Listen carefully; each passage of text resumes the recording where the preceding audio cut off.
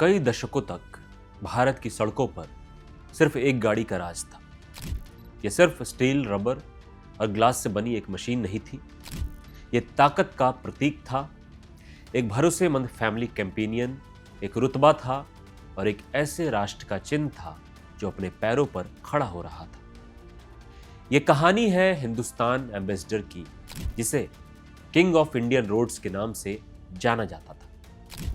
यह गाड़ी प्रधानमंत्रियों को उनकी मंजिल तक पहुंचाती थी, अनगिनत परिवारों की पहली रोड ट्रिप का रथ थी, शहरों की पीली काले टैक्सी फ्लीट की वर्क हॉर्स थी। यह सिर्फ एक मशीन नहीं थी, यह भारत की आत्मा का एक हिस्सा थी। ऐसा क्या हुआ कि एक ऑटोमोटिव दिग्गज, एक कंपनी जिसका मार्केट शेयर 70% हुआ करता था, एक ब्रांड जो भारत में कार का पर्यायवाची था, हमारी सड़कों से गायब हो गया।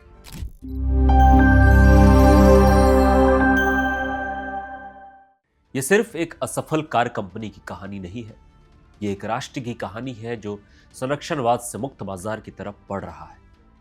यह आत्मविश्वास और जड़ता का किस्सा है और एक सबक है कि कैसे बड़े से बड़े दिग्गज भी गिर सकते हैं। इस वीडियो में हम हिंदुस्तान मोटर्स की शानदार यात्रा को उजागर करेंगे, उसकी शुरुआती शान से लेकर उसके नाटकीय और दिल तोड़ देने वाले पतन तक। हिंदुस्तान मोटर्स की शुरुआत को समझने के लिए हमें उस दौर में वापस जाना होगा जब भारत आज़ाद नहीं हुआ था। साल था 1942। दुनिया विश्व युद्ध में उलझी थी और भारत का स्वतंत्रता आंदोलन अपने चरम पर था। इस बदलाव के माहौल में दूरदर्शी उद्योगपति बीएम बिरला ने एक ऐसे भारत का सपना देखा जो अपनी गाड़ियां खुद बनाएगा। उन्होंने हिंदुस्तान मोटर्स लिमिटेड की स्थापना की, जो भारत के पहले घरेलू ऑटोमोबाइल निर्माताओं में से एक थी। यह एक बहुत बड़ा हिम्मत वाला सपना था, एक ऐसे उपनिवेश में कार फैक्ट्री खोलना जब देश राजनीतिक बदलाव की कगार पर था। एक बहुत बड़ा जुआ था। शुरुआती कामकाज छोटे स्तर पर थे। गुजरात के पोर्ट ओखा में एक छोटे असेंबली प्लांट में मजदूरों ने ब्रिटिश मॉरिस कारों को असेंबल करना शुरू किया, इस कला को बिल्कुल शून्य से सीखते हुए। फिर 1947 में आज़ादी आई, एक नए राष्ट्र का जन्म हुआ और उसके साथ एक नई सोच का।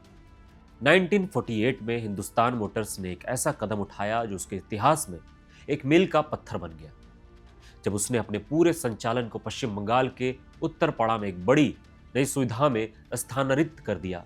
यह सिर्फ एक फैक्ट्री नहीं थी, यह आज़ाद भारत की औद्योगिक शक्ति का प्रतीक थी, जिसे आत्मनिर्भर बनाने के लिए डिजाइन किया गया था। इस प्लांट और उसके साथ बने हिंद मोटर रेलवे स्टेशन ने पूरे इलाके का सामाजिक आर्थिक ताना बाना बदल कर रख दिया।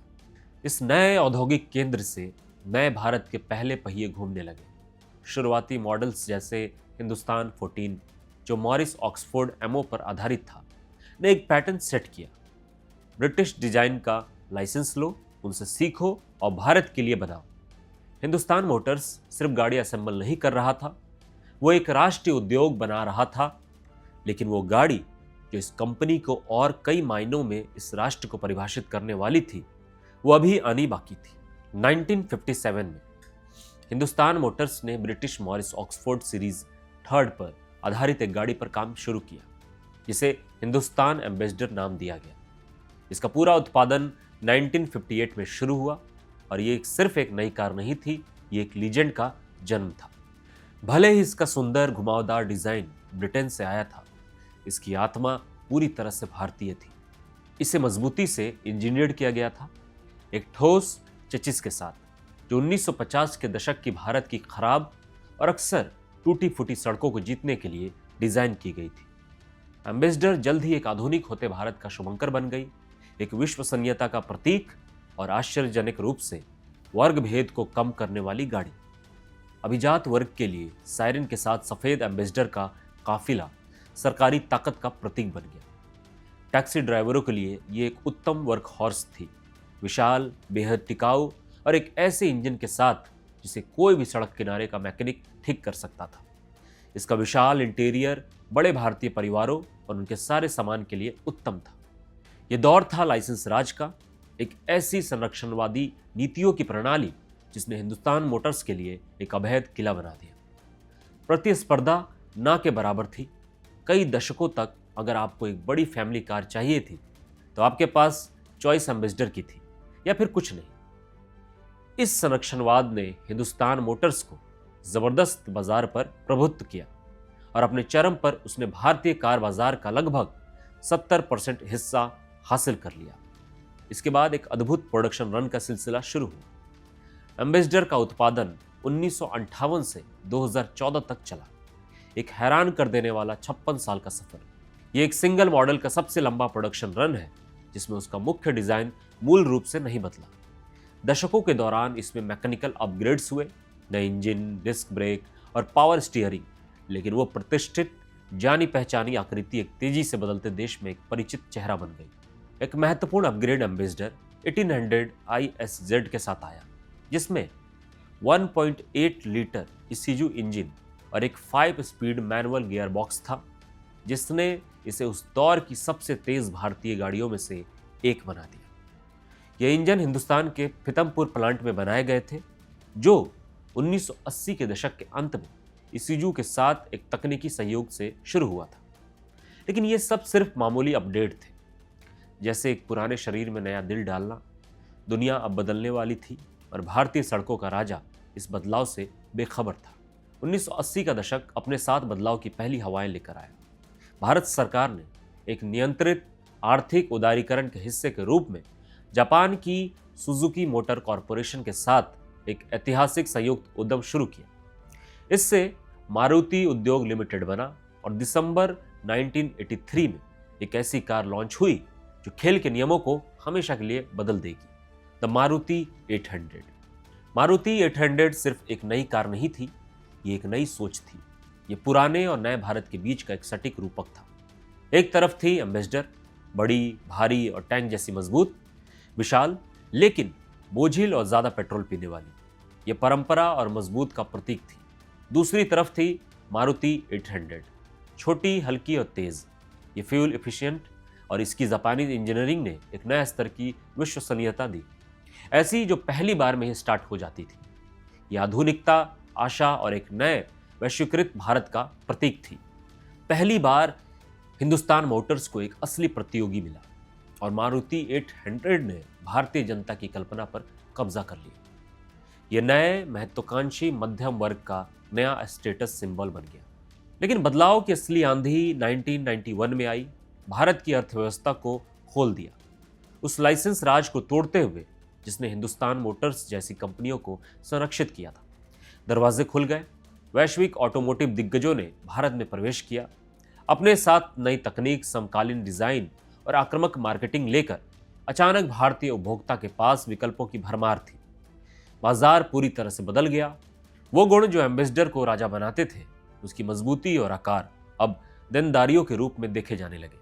हिंदुस्तान मोटर्स एक विशालकाय जो दशकों से सोया हुआ था, एक निर्दयी नए युग में जागा। निर्णायक मोड़ आकर जा चुका था।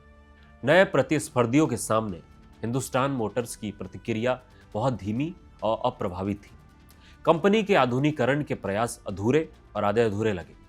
उन्होंने एम्बेसडर, नोवा, ग्रैंड और एविगो लॉन्च किए, लेकिन ये सब 40 साल पुराने डिजाइन पर बस एक फेसलिफ्ट थे।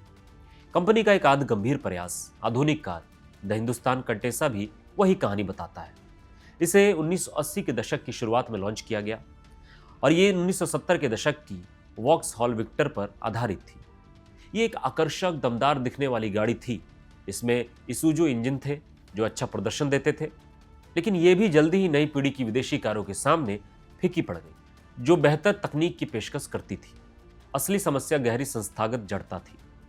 पिछले लगभग आधी सदी से हिंदुस्तान मोटर्स को नवाचार करने की जरूरत ही नहीं पड़ी थी।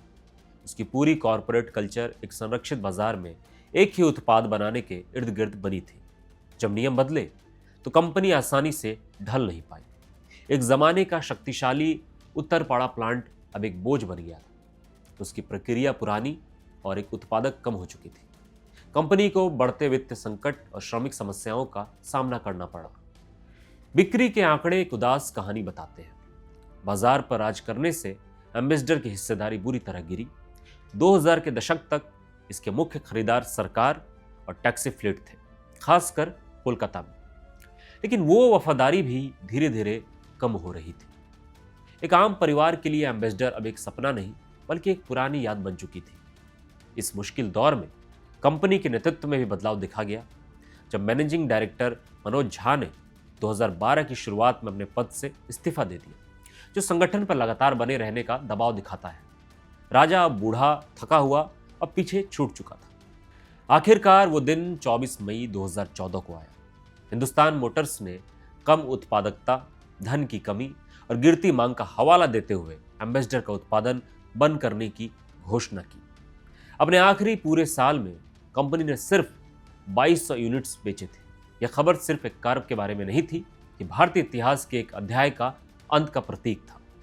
एक समय का चहकता उत्तरपाड़ा प्लांट शांत हो गया। 3 साल तक एम्बेसडर का नाम सुप्तावस्था में रहा। फिर फरवरी 2017 में एक घोषणा हुई। हिंदुस्तान मोटर्स ने एम्बेसडर ब्रांड को फ्रेंच ऑटोमोटिव दिग्गज ग्रुप PSA, जो अब स्टेलेंटिस का हिस्सा है, को 80 करोड़ यानी लगभग $12 मिलियन में बेच दिया है। यह बिक्री एक बड़े संयुक्त उद्यम समझौते का हिस्सा थी, लेकिन एम्बेसडर को पुनर्जीवित करने की कोई विशेष योजना कभी सामने नहीं आई। इसने तुरंत अटकलों को हवा दी। क्या इस प्रतिष्ठित ब्रांड को फिर से जिंदा किया जा सकता है? सालों तक अफवाहें चलती रही। फैन मेड रेंडर्स के साथ एक आधुनिक एम्बेसडर की कल्पना की जाती रही। 2022 में हिंदुस्तान मोटर्स ने पुष्टि की कि वो एक यूरोपियन पार्टनर के साथ एक नए प्रोजेक्ट पर काम कर रहा है, जिसका शुरुआती फोकस इलेक्ट्रिक 2 व्हीलर्स पर है और भविष्य में एक EV कार की संभावना भी है।